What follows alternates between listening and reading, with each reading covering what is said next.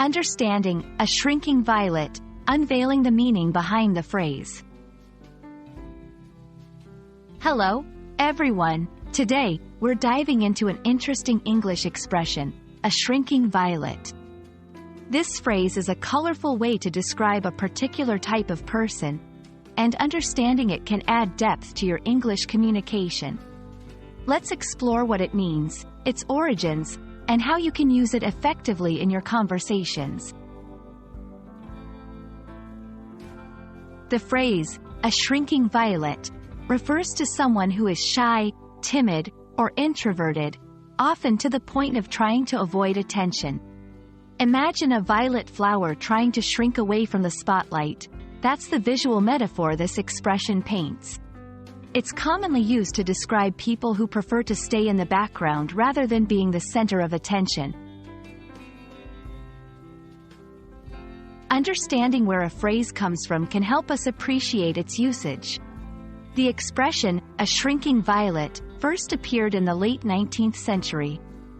It draws on the image of the violet flower, which is small and often hidden among its leaves, symbolizing someone's tendency to shy away from being noticed.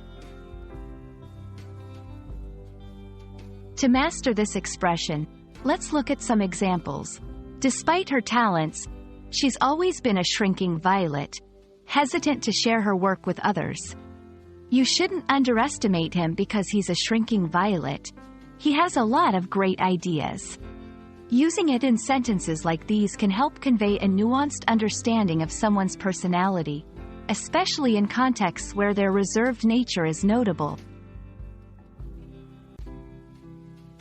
For those who identify with being a shrinking violet, but want to become more outgoing, here are a few tips. Practice speaking up in small groups before moving on to larger audiences. Focus on your strengths and share them confidently with others. Challenge yourself to step out of your comfort zone gradually. Remember, being a shrinking violet isn't inherently bad. But if you wish to change, taking small steps can make a big difference.